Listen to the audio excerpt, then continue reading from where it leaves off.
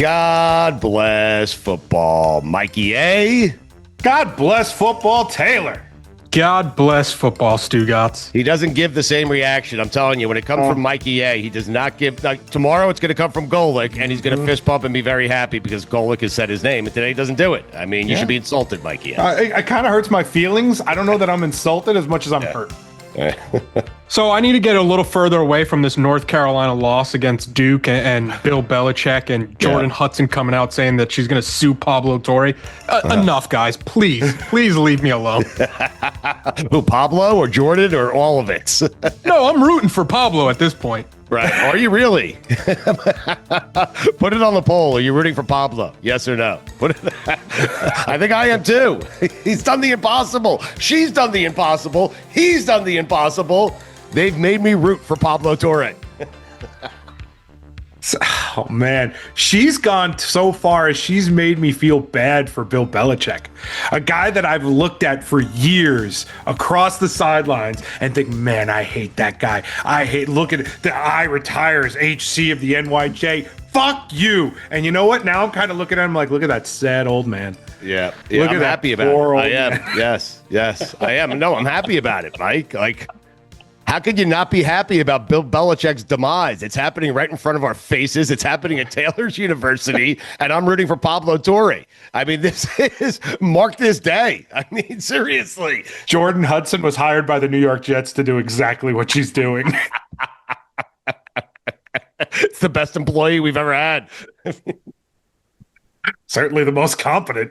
Were you worried the Jets were going to win that football game yesterday? No, I was never worried that the Jets were going to. Yeah. No, the Jets, I saw this. The Jets have not won in Baltimore since 1983 when they were the Baltimore Colts. Like think about slow down. All of those. Slow down. I know you want to say more, and I want you to say more. But can you say that again and say it slowly, please? The Jets have not won in Baltimore since 1983, and they weren't the Ravens. They were the Colts. Oh, wow. They beat Burt Jones that day. They had to. 83. Must have been. I wasn't born yet. It was either Burt Jones. The same age. Well, I thought we were the same age. It was either Burt Jones or Greg Landry. I'm not sure. One of those two guys. Maybe Eric Hipple was the quarterback for the Lions. Taylor is looking it up so furiously, and I'm no. Eric Hipple is a Lions quarterback, so I got that confused. It could be Burt Jones. Burt Jones would be my guess. Burt Jones, Baltimore Colts quarterback. What a ridiculous place to start. So it looks like they lost in 83, but they won in 82, a resounding 37-0 win over the Baltimore Colts. Yeah. It was Mike Pagel. Mike Pagel. Versus Richard Todd. Yeah. Richard Todd was good. That's the game that probably sucked me in. Like, it's right around the time. That might have been the one. Right, where I was sucked in. Richard Todd was good. They had a good offense. They put up numbers. The defense was decent. They were good enough to get to the playoffs with Joe Walton as their head coach. I believe that may have been the game that sucked this poor kid in. So Freeman McNeil had 22 carries for 123 yards and a touchdown. Player of the game, probably. All-time great. What do you mean? I mean, yes, he's an all-time Jets great. Mikey, if we were to make an all-time Jets team, would Freeman McNeil, it might be Curtis Martin. Yeah, I was going to say Curtis Martin would probably take that. I know, but McNeil was a good player. Like, that was a good team. That was a fun team. So to circle back to your question, no, I was not worried that the Jets were going to win that game behind Tyrod Taylor in a Tyrod Taylor revenge game. Right. So I have a great stat of the day. Is it great? From this game. Yeah. Right. You guys be the judge. I think it's great in my mind. Okay. I mean, you're selling it as great. You might want to temper the expectations on the front end, you know? Just saying, so far, the one to beat is Jets have not won in Baltimore since they were the Baltimore Colts. Yes. That is a good one. That is the gold standard. Well, that's a great stat. So is your stat better than that? I mean, I like my stat. I like where we're at. All right. Okay. All right. Let us Let's go. go. You're right. That's fair. Yes. Open mind. Yep. Since 2020, Tom Brady has 5 more wins than the Jets. Tom Brady retired 3 seasons ago. That is a great stat. It's a great stat. I've seen it. I was trying to avoid it. I'd seen the stat. You're absolutely right. It's a fantastic stat. It hurts my feelings every time I hear it. It's unbelievable. Yeah, and you're upset about Belichick. Get the fuck out of here. Who cares? Wait, Taylor, read that slowly, okay? I need people to really absorb what it is you just said and how lousy this organization is, because on a day where even the Cleveland Browns have hope, the Jets are sitting there without any. This is what it's like to be a Jets fan. Since 2020, Tom Brady has 5 more wins than the Jets. Tom Brady retired 3 seasons ago. Okay. Stu. You blew your fucking stat away, dude. Stu. Yes. Here. I'm looking at you. Right eye here. contact. Here's my question. I got it. Yes, I got that. When do the Jets pass Tom Brady since 2020 in wins? When does that happen? Not next year. I mean, oh my God, not next year. wait, so how many wins does Brady have, and how many wins do the Jets have? So Brady, since 2020, has 32 wins. The Jets have 27. So 5 to go? 5 to go. How long? How many games until this Jets team wins 6 more games? It's not going to be next season. You would agree, right? I have it 2029. I mean, week 14 next year. 6th win. That would be a bad win, though. I mean, it's a terrible win. Terrible win. It's a Jets win. Right. It's against the Bengals, too. I don't even know if they play next year or if they play next year in week 14, but that's when it's going to happen. Do you guys think the rest of the teams in the NFL, not Indianapolis, well, probably in Indianapolis, but certainly not in Kansas City because they won the football game, but do you think the AFC is sitting around going, come on, Colts? Like, jeez. They should be. Right. They should be. Yes. I mean, the Chiefs are not going to go away, and then they go and they have to play a team like the Colts. Everybody's like, "Oh, this is a good team. This is a team that could absolutely win the Super Bowl." And all you got to do is beat them, and you got them on the ropes. You had them down. You had a lead. It was late in the game, and you let them crawl back and get that field goal.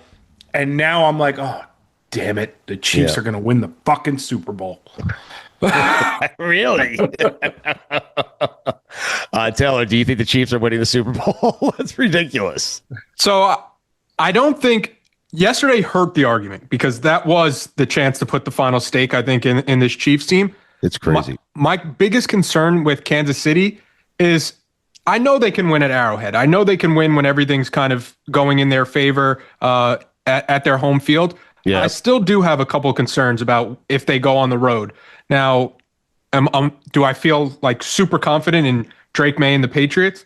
No. Do I feel that confident in the Broncos? No. There's like 6 teams in the AFC where if you told me they were the team to come out of the AFC, I wouldn't be surprised if they're representing the AFC in the Super Bowl. And I think the Rams are just going to destroy whoever does come out. Yeah, the one thing we know is the Rams are really, really good. To your point, the Chiefs are 5-1 at home. They're 1-4 on the road. I don't think they sweat going on the road in the AFC by any stretch. They've done it before. So, but this is going to be interesting because I'm kind of the teams that are in the playoffs in the AFC, and I'm basing this just strictly on the fucking quarterback, and it's insane. The team I feel best about winning the Super Bowl is Buffalo. They're the 7th seed. I don't know if you were.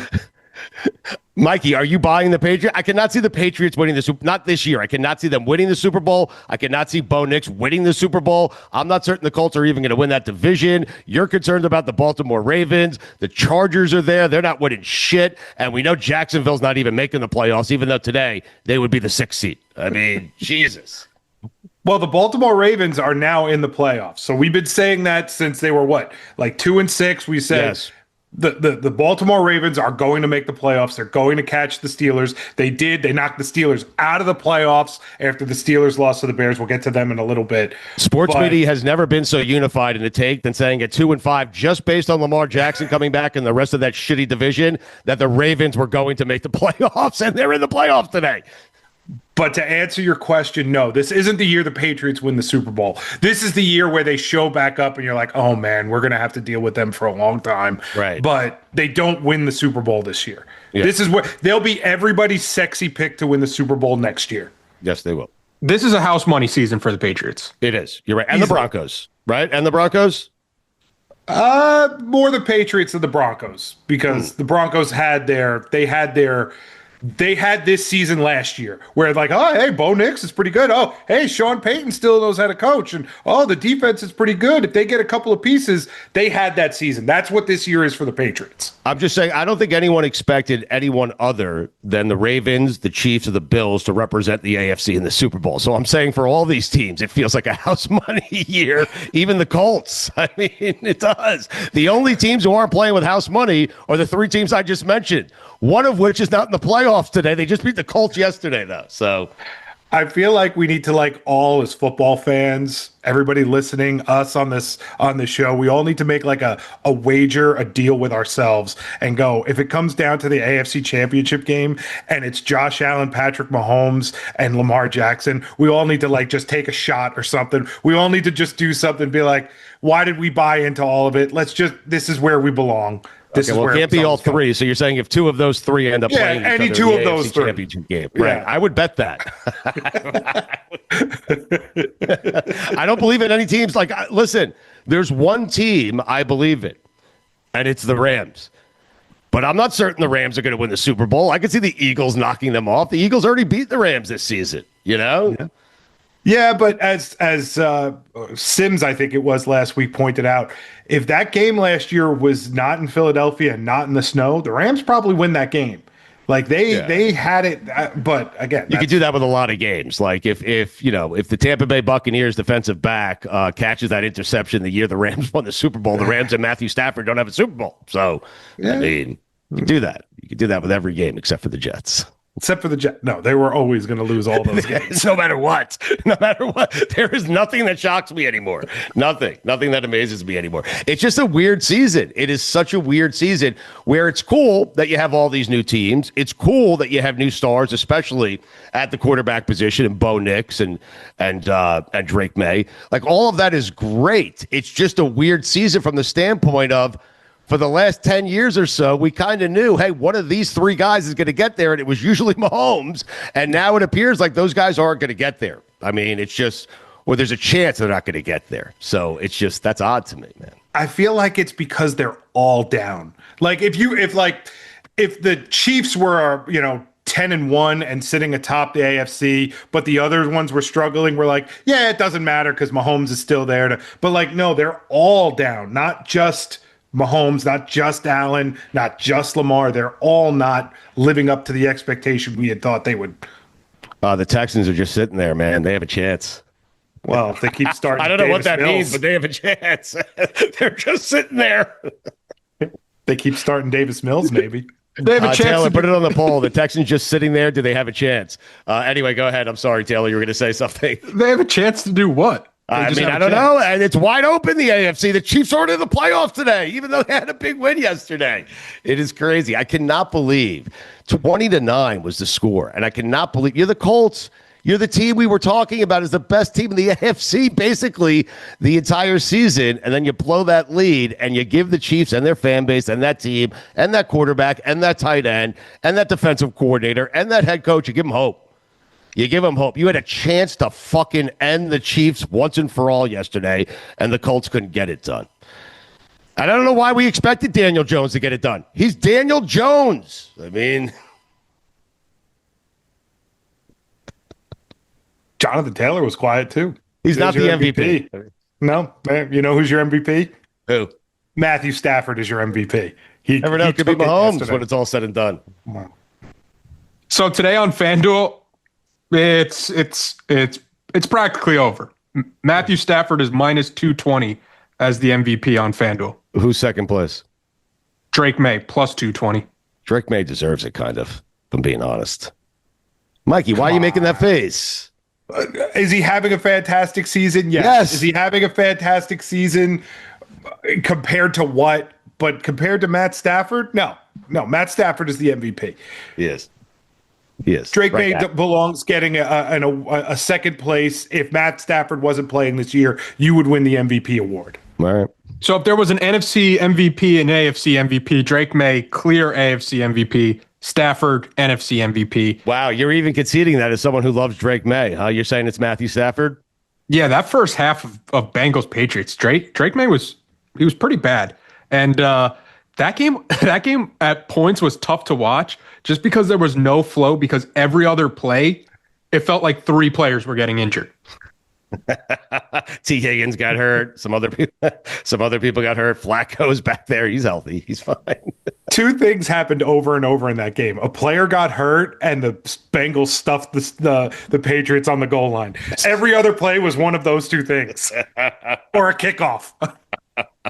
What do you guys think of the Bears at 8-3? Like, for me, it's incredible that Mikey, again, another team who has hope. The Chicago Bears. I would have lumped the Bears in, like Bears fans in with Jet fans, Lions fans, Browns fans. Now the Browns have hope with Shedeur Sanders. I was happy to see that. But I feel like the Bears, who are at 8-3, they've won 4 straight. Their opponents have outscored them by 3 points this season. I feel like no one is buying the Chicago Bears, and we probably should be, because I am telling you, in all the years that I have watched football, decades of watching football, I'm not certain I've seen a guy who's a better athlete with more upside at that position than Caleb Williams. And he's just arriving. So maybe the Bears don't do it this year, but I'm not going to be surprised if the Bears beat the Rams in an NFC Championship game. I'm just not. He's so good, that guy. And Ben Johnson's a great coach. That team hit on the quarterback and the coach, and they're going to be good for the next decade and a half. Stu, stop me when I get to a team that's upper third of the NFL. Okay. The Raiders, the Commanders, the Saints, the Bengals, the Giants, the Vikings, the Steelers, the Cowboys. That's who the Bears beat. That's who the Bears have beat this year. And listen, I shouldn't say I'm out on the Bears. I should just say I'm not in yet, because I got to see them win. Now, their next games, they got at the Eagles, at the Packers, home against the MVP. Of course, I mean Shedeur Sanders, and then home against the Packers again. So the next 5 weeks, that'll be the Bears' real test. To Mikey's point, I don't think the Bears are contenders by any stretch, but they're competent. Yes. And you know what? I would kill for competence. So please, don't think I'm hating on the Bears. It's just like, not yet. But God, I would love to see competence from my team. And they're doing it. I'm not. Taylor, put it on the poll. Does the C in Chicago stand for competent? The Bears fans don't want to hear that today. They're feeling good about themselves. They're competent. What does that mean, they're competent? No, I think Bears fans are celebrating competence today. Really? Oh, because it's been so bad there for so long that they'll like Mikey and myself, will take competence. That's it. Mm-hmm. Yeah. You would take a competent 8-9 team, wouldn't you, Mikey? We have set the bar so low. In a second. Can you sign me up now? The fact that the narrative around the Bears today is, at the very least, they've hit on their quarterback and they've hit on their head coach. Yep. Bears fans are signing up for that. They really are. And a wide receiver. Yeah. All in one draft. Roma Duze. He's pretty good. Like, the Bears are good. I don't think you guys are giving the Bears enough credit. They're the team that I'm in terms of confidence of making it to the Super Bowl. The Bears are the team right now. Now, this could change. It could change, 5 days from now. They play on Friday. And they have a tough matchup on Friday. I forget who it is. But right now, I would feel most confident coming out of the NFC in this particular order, okay? I would put the Rams number 1, and I would have the Bears and the Eagles kind of at the next tier. What do you got? What are you doing? No one thinks the Eagles are going to the Super Bowl. So if you like the Bears that much, what do you think the Bears' odds on FanDuel are to win the NFC? Ooh, let me think about this. I mean, I'll go a step further. I'll go a step further while you're contemplating, while you're hemming and hawing. I'll give the audience something else to listen to. Can I ask you a question before you give the audience that? What are the Rams right now? The Rams are plus 210. Okay, so you're asking me what the Bears are to make it to the Super Bowl. Okay. Go ahead, Mikey. I'm sorry. What do you think the line is this Friday when the Eagles host the Bears on FanDuel? You have them in the Going same down a tier. road. You're going down a disrespectful road of the Bears aren't very good. I understand that. So the Bears, where are they? Who are they playing? At Eagles? I'm going to say the Eagles are -10. -7. Really? -7 on FanDuel. Better than I expected. In terms of the odds of the Bears to get to the Super Bowl, I'm going to say probably like plus 300. So if you like the Bears plus 300 to win the NFC, You're going to love them. you're going to love them plus 22,000. What? 2,200. 2,200. 2,200. 22,000. I'd be betting him right now. $100 wins me $22,000 for an 8-3 football team who's been outscored by 3 points. Oh my God! How the fuck did the Lions win that game? Just crazy. What a crazy day of football. Like, it started off, it was a bad slate. I didn't like the games, and it turned out to be such a great day of NFL football. We got a lot of free football yesterday. It was great.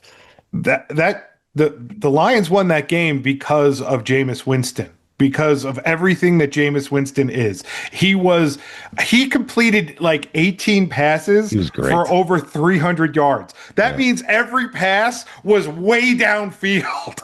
Every pass was like 40 yards. Yes. But when it came time to hit a 5-yard slant, couldn't do it. Well, that's not what he does. No, it's not. The Giants should have a quarterback when Jameis is starting that comes in just for the 5-yard slant. You think the defenses will catch on? Hey, Jameis is in cover deep. He was 18 of 36. It's the Jameis experience. 366 yards, 2 touchdowns, an interception, and of course he caught a touchdown. Of course he did. He said after the game, he was like, I consider myself an athlete, and I think I could play tight end. He could. Sign me up now. For the Jets? Yes. Quarterbacks that would make a good tight end. So not only did Jameis, like, he adjusted to the ball in air, catches it, makes the move on the defender, and drops the defender to the ground. I'm watching that, and I'm thinking about that defender. I'm like, you just have to retire at that point. That's your one shining moment for the rest of your career. Right.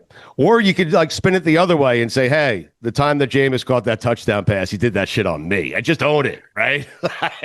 I was there for that. I was on the field. I mean, I was the reason. I mean, it's a badge of honor. Jameis was great. It was the full Jameis experience. It's why we love him so much. If you're going to have if your team's going to be bad, at least be entertaining. And the Giants were certain, they've been entertaining all year. In fact, Mike, he sent me this stat. I think the Giants might be the most entertaining bad team in NFL history. Taylor, put that on the poll. Are the Giants the most entertaining bad team in NFL history? They're also the only team in the NFL, and I can't believe I'm saying this, that has been eliminated from playoff contention. They are no longer in the playoff picture. The Jets still are. The Titans are. How? AFC. I want to read this stat that Mikey sent me here. Okay. Here are some of the Giant games this year. It's unbelievable. Taylor, do you know? I have to put on my glasses for this. This is how excited I am, and I want to make sure I'm reading it correctly. Okay. Glasses going on. This makes me look smarter. Does it make me look smarter like Joe Madden? Of course. Okay, good.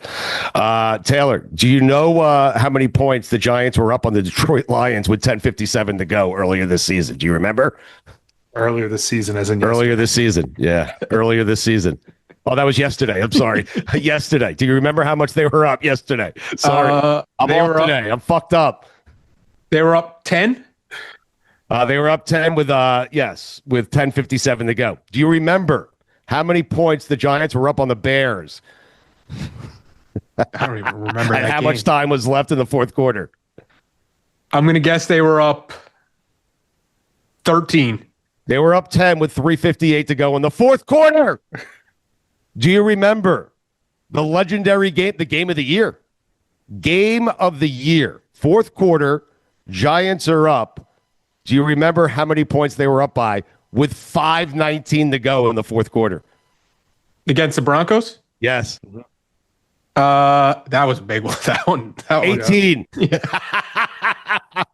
They were up by 11 over the Saints in the second quarter. That's not a big deal. They were up by 3 over Dallas with 14 seconds to go. They could just They lost all of those games. They lost every single one of those games. What did we do the number at 52 points or something? Yes. They were up. They had 52 points. They've been up by a total of 52 points in those 5 games and lost all of them. That's why you fire your defensive coordinator?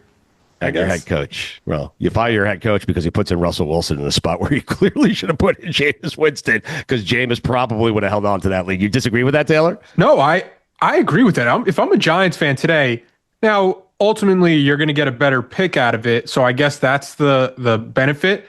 But at some point, if you're the Giants, if you're the Jets, you want to see your team start winning and trending in a positive direction. Why the hell did you waste so many weeks starting Russell Wilson? It's fairly amazing. Was it 3? Yes, it was 3, right? 3 too many. Well, he had the great game against Dallas, I think, at Dallas, right? where they lost. Where they lost by 3 with 14. And it was a great game by Russell Wilson's standards, because he was still throwing those moonball interceptions. Right. That was the game they were up by 3, right, with 14 seconds to go or something like that, to the Dallas Cowboys. Jameis, it's listen, the Giants, it's fairly amazing because this is kind of flying under the radar because no one cares because they've been eliminated from the playoffs and they're 2-10. But Malik Neighbors, who is one of the best wide receivers in football, accused his own team of tanking a game. That's essentially what he said, is it not? Because he's questioning the play calling and not going for field goals. And what you're saying in that spot is, hey, what are we doing? Why are we not being coached correctly? Are we trying to lose games on purpose? And if they are, God bless the fucking Giants, man. Seriously. Malik Neighbors should be applauding them today. You're the Giants. Why are you trying to win that game? Right. Yes. And if you're Malik Neighbors, why are you trying to make a mistake? There's let them lose the game, fly under the radar. Shut up. Also, if you're Abdul Carter, and you get drafted 3rd overall, and you're asking Lawrence Taylor for his number, you're asking Phil Simms for his number, you ultimately settle on 51. You can't be asking all those Giants legends for their numbers. I'm looking at his stats right now. He doesn't even have 1 sack. He has half a sack. He did it on the front end, in fairness to him, did he not? Yeah, but I bet you Lawrence Taylor and Phil Simms are looking at Abdul Carter's play this year and like, thank God we didn't give this bust our number. Well, you know, this is the reason we're not giving away our number, because I don't care how much hype there is, you're still only a half sack. Yeah. I'm half proud. Do you have Phil muttering to Chris Simms like the entire season? Can you believe that motherfucker asked me for my number? You have that happening, right? Yeah. It would be one thing if you sign like Myles Garrett and Myles Garrett has like 10 sacks over the last like 2.5 games or something crazy like that. Myles Garrett comes to New York. Okay. Ask for Phil Simms' number. We'll have a conversation there. You're Abdul Carter. Get 1 sack before you ask for somebody's number. Right. Do something first. By the way, if Myles Garrett did show up to the Giants, LT would just hand him his number. Okay. Sure. By the way, if I recall, Phil was willing to give Abdul the number, but Phil's daughter, Chris's sister, said absolutely not. Right. He's just not like that, actually. And you know what? She was right. Right. Well, that's how Simms talk. And so when of course, that was a direct quote. Of course. I mean, Phil should be thanking her, right? I don't think Phil cares. Phil cares. He cares desperately about that number. That number 11. I mean, people think about, what do you mean Phil doesn't care? It's not because you're not taking his number down from the rafters. You're just letting someone else wear it. They're still leaving Phil up there. I know, but then it doesn't feel like the jersey's retired anymore because someone else is wearing it. When it's retired to the rafters, it's got to be retired to the rafters. Like, I don't like these guys asking people, hey, can I borrow your number? Create your own fucking number. I mean, how's that sound? Okay. It was Abdul Carter asking for Lawrence Taylor's number. Lawrence Taylor's the greatest fucking defender we've ever seen in the NFL. Abdul Carter has done absolutely nothing. And before he does absolutely nothing, he says, hey, greatest, can I have your number? That's ridiculous. I'm with Taylor. Do something. Bona fides. Show me a sack. Not a half, a full sack. So if he got 10 sacks this year, could he ask him for his number in the next year? No. Taylor said LC had yes. 21 and a half sacks one year. We could have a conversation. I'm not giving the number up yet, but at least a conversation. A half sack, it's like, no. Yeah. Were you guys happy for Shedeur Sanders yesterday? Because I was. I feel very alone on this take where I know we didn't do much. I know we're making a big deal about an average start. I get it. I understand it. Below average, you could say. I understand the touchdown pass was a 3-yard screen pass and a guy took 70 yards for a touchdown. I understand all of it. But for a kid who was supposed to be the number 1 pick in the draft, to go through some of the stuff that he's gone through, okay, to fall that far in the draft and to find, and then to have a team who takes you, who lacks confidence in you, so much so that they start Joe Flacco to start the season. And when Flacco's gone, they hand it over to Dylan fucking Gabriel. And then Shedeur Sanders finally gets a chance. And his dad, and what a day that must have been for his mom and dad to sit there, especially dad, to sit there and watch their son, who he taught how to play football, finally get his first start, just getting his first start and being there for that day and seeing him have some modicum of success. He doesn't shit all over himself. He actually played okay, handled himself well in the post-game press conference. What a feeling that must have been for Deion Sanders and for Shedeur's mom. That must have been such a great day for that entire family, and I felt good for him. I know it was the Raiders. I know they're a bad team, but that kid's been through a lot, and he had a day yesterday, and I felt good for him. So right now, Shedeur Sanders is by far the most polarizing player in the NFL. You either hate him or you love him. And yesterday, the believers got a win. Now, unfortunately, the haters are up about 55-1, but we got one yesterday. Yeah, I know, but why are people hating on him? I don't get it. Why? Josina Anderson, Mel Kiper. That's why. That's why it has nothing to do with Shedeur. It has to do with you guys. You guys are because he went 11 for 20 for 200 yards, 70 of which came on a backwards pass, which should have been called a pitch. And we're sitting here talking about it like, listen to this wonderful story of rags to riches, where a guy who was supposed to be the top pick says who? Who said he was supposed to be the top pick? Because the 32 teams that actually make these picks, they were like, no, he's not. The foremost expert on drafting said he should have been the number 1 pick. Your friend Mel Kiper Jr. said he should have been the number 1 pick. I love Mel, and Mel will be the first to tell you he's been wrong. He's been wrong a lot. Right. On that 52-yard pass to Isaiah Bond, as a Shedeur believer, I was running around my house doing laps. I was doing a victory lap. Yeah. Before I could even finish the victory lap, he threw one of the worst interceptions ever. It's got a little bit of Jameis in him. I want to root for him. It seems like you don't. I don't think you want to root. Thank you, Taylor. I want to root against Stugotz. Is really what it is. And the fact that he's sitting here, because you're you. Because the fact that you're sitting here and you're telling me this story, like, listen to all this kid has to overcome. Mikey, hold on a second. This point. Like, hold on a second. Hold on a second. I am not saying, first off, Mel Kiper Jr. should be excited, okay? Mel Kiper had a day yesterday, okay? And he should feel vindicated. I can't explain Josina Anderson.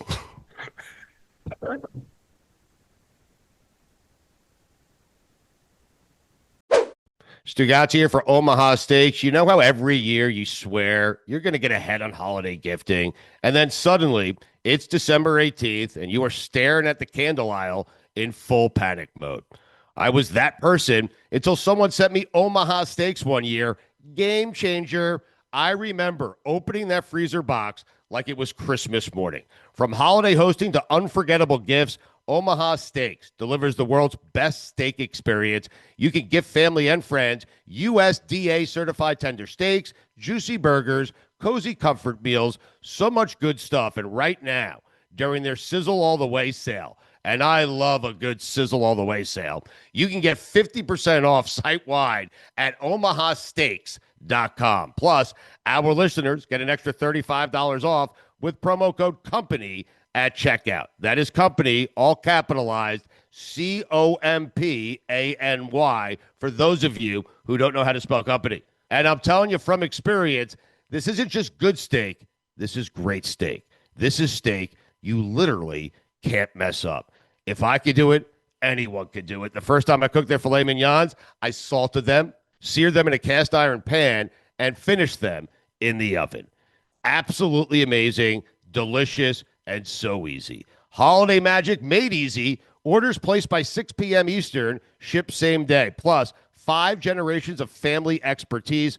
Omaha Steaks has been America's original butcher since 1917. Save big on gourmet gifts and more holiday favorites with Omaha Steaks. Visit omahasteaks.com for 50% off site-wide during their Sizzle All the Way sale. And for an extra $35 off, use promo code COMPANY at checkout. Terms apply. See site for details. That's omahasteaks.com, code COMPANY.